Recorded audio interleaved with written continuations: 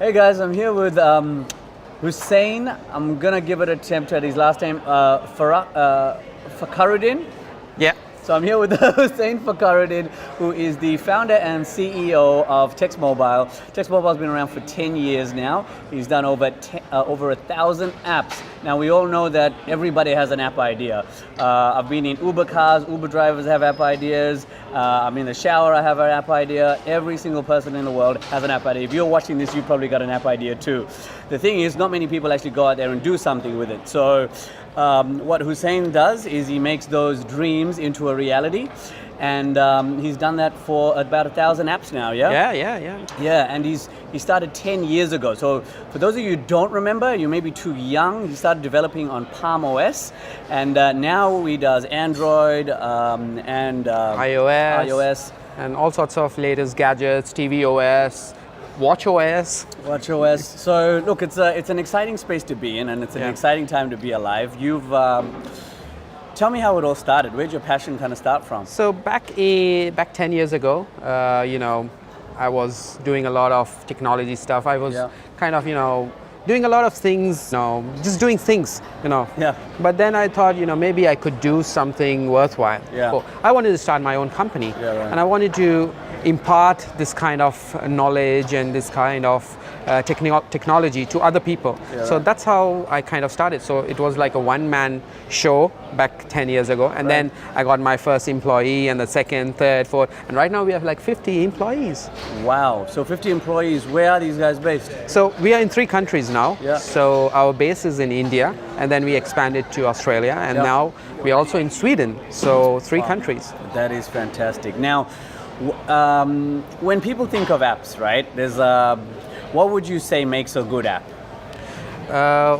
Like you've looked at a range of different apps across so many different industries, and I know a lot of your business comes from businesses themselves, and other people are just kind of bootstrap startups as well. Where would you say the majority of the business kind of comes from? From everywhere. Everybody's, as you said, everybody's got an app idea. So everybody wants to do something with an app because it's the mobile age, I would say.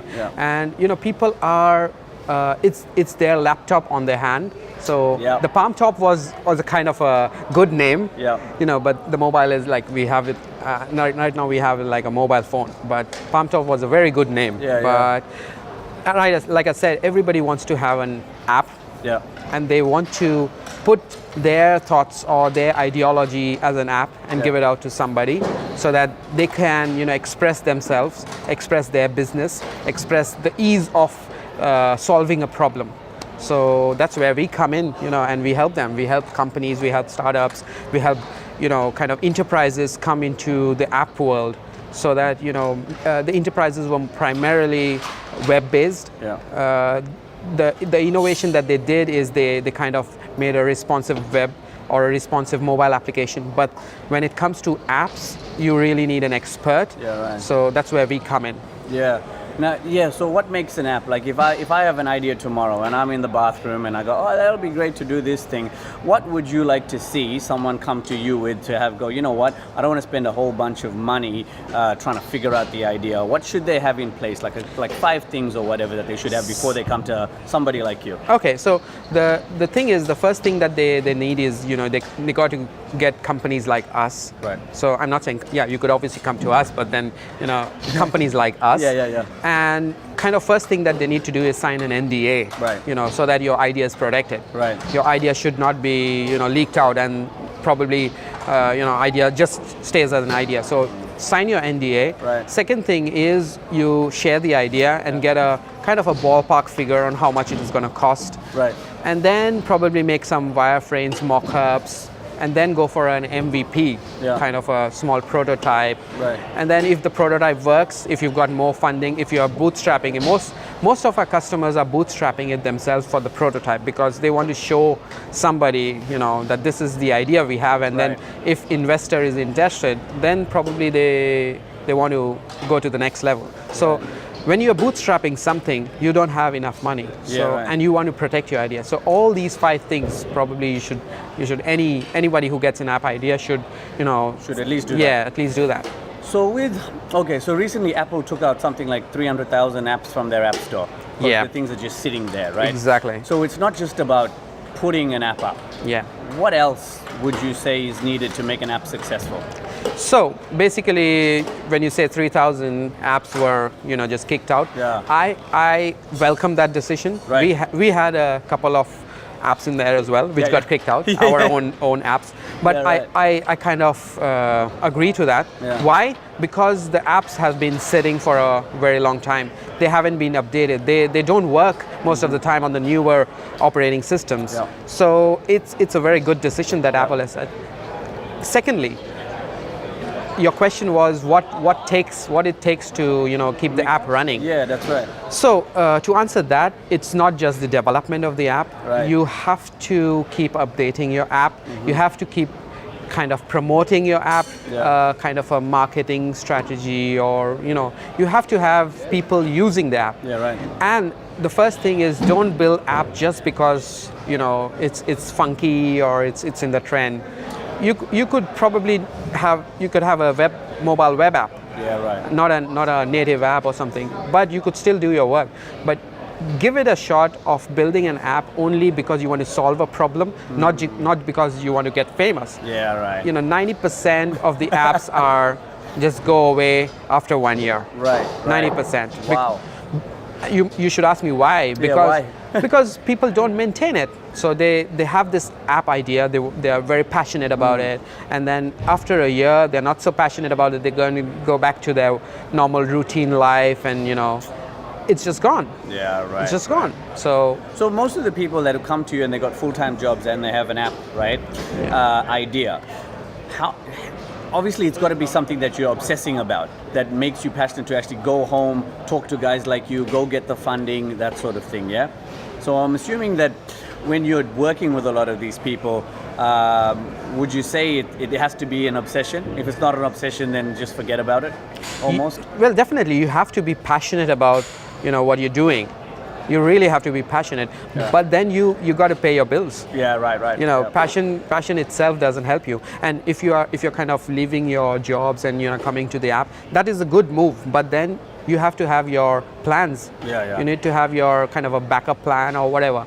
And your idea should be validated by a few seniors, not just by your friends, because most of the time you have access to your best friends who kind of don't want to say bad things to you. They don't give you real feedback. Yeah, so they probably say, this is a good idea, and they want to encourage you. And with a few friends, like 5 or 10 of them encouraging you, you just go and spend your savings on building an app. So no, I don't recommend that. Right. You do your research, whether the app is feasible, whether the app is solving a problem, and then build an app. Just don't go building an app just because everybody is doing it. Yeah. Do you think you should build an app in the sense that should you build an app where when you think there's a problem that you can solve in a particular industry, if you're not tech savvy, should you still give it a try? Have you seen those become successful if you just have an idea and you build an app? Yes. You should? Yes. Okay. You could. I don't say you should, but you could. Right. But then you have to be kind of really passionate, because some of our clients are working full time on their, I've got a client who's a doctor, so he works full time doing his practice, but at the same time he's built an app which is kind of helping his patients. So it's not that he's generating a full-time income out of this app. It's a side gig kind of thing. And it has been successful. So it's not always that the app fails. So it's when you start expecting more from only the app. So app is here to support you, to kind of solve a problem, or to give a value-added service, but it shouldn't replace your existing income or whatever existing way of life. Right. Yeah. So I know you've said that during the early days as well, you've spent your journey as an entrepreneur, right? So going back to that, I'm sure that there were tough times. What's been your biggest aha moments that you've gone, you know what, I wish I knew this? What's been your biggest, and usually that comes after a failure, and usually on my podcast, The Success Code, I ask people this question, and some entrepreneurs are okay with sharing their failures, because usually the biggest aha moments come after their failures. What's been that for you? Well, there have been quite a few. Of course, right? Because I am a believer that failures are pillars of success. Yes. So if you fail, you learn. You don't actually fail. Yep. So there have been quite few, but the biggest one was when when we had less amount of funding to grow our company, and there was some kind of misplanning in our companies where we invested into more number of people than the projects that we had, and over the time we have learned a lot of things from our own kind of mistakes. And now we are in a stage that we have experienced that, and that no school or no MBA school can teach you. It's this is the experience that teaches you. So I think it's part of life. So my advice to everybody is take in what you can grab, but provide good quality service. Don't kind of grab projects just because you want to get projects. Give proper support. That is really important. Give proper quality. But other people say, bite off more than you can chew and chew like crazy. Would you prescribe to that? No. Okay. Because anything in excess is not good. If you drink too much of coffee, it's not good. People can say whatever they want to, but my personal opinion is, if you're chewing something, chew something quality. If your chewing gum gets out of juice, you throw that. You just don't get more chewing gums to replace the older one. Kind of. So just focus in what you're doing. Get things done rather than just getting more projects in. Delivery rate is really important. Satisfaction rate is really important. You may have 1,000 clients, but maybe 500 of them are not happy. So how would you justify that? You can't. Okay, so just a couple more questions. So when it comes to BPO, right? A lot of people, just at this convention that we're at now, have come up to us and they said, look, it's really scary to know who to trust when you send it overseas. What's been your experience with giving people the trust to say, look, I am working with an offshore team. What are your tips to actually know what's a good offshore team to trust? Of course, I know you're going to be biased because you're Teksmobile and you are overseas. What I think is people are bootstrapping, right? And this is their hard-earned cash and hard-earned money. So how do you... So basically the question that we always get is, how can we trust you?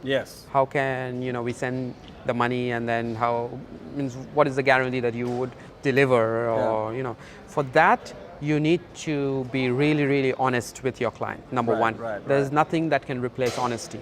So if you're honest with your client... transparent. Yes, absolutely. You have to be really, really transparent and honest. And you have to, bring your client in confidence that this is what you are going to deliver. So at Teksmobile, we offer money replacement, money back guarantee.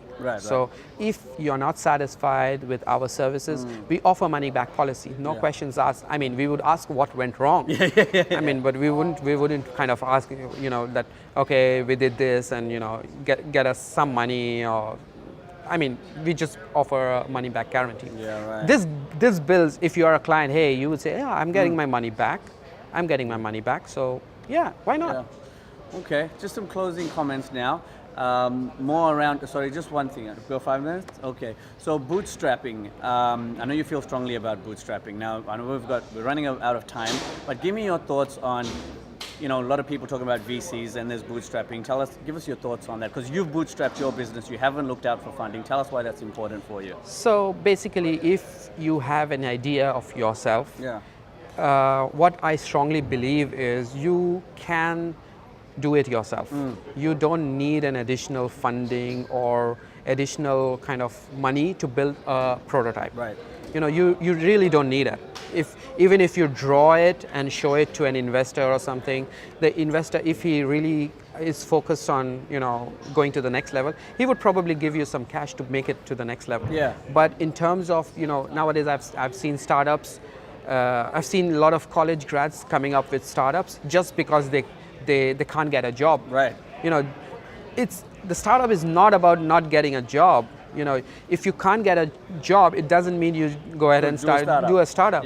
Startup is more about solving problems, more about coming up with innovation, But if you're just looking for money, I don't think, I wouldn't support that startup. I wouldn't probably want to work with that kind of startup. Yeah, right. If they come up, if that kind of a startup with that mentality of, getting the money and getting a good salary and stuff like that, just for the sake of money, I wouldn't probably want to work with that kind of startup. Would you? No, I don't think so. No, you got to back it yourself. Yeah, right? obviously. No, I totally there are some subscribe to moral practices with that. Yeah. So it's just that if the startup is good enough, if we see a potential in that, we would really want to work with them. Yep.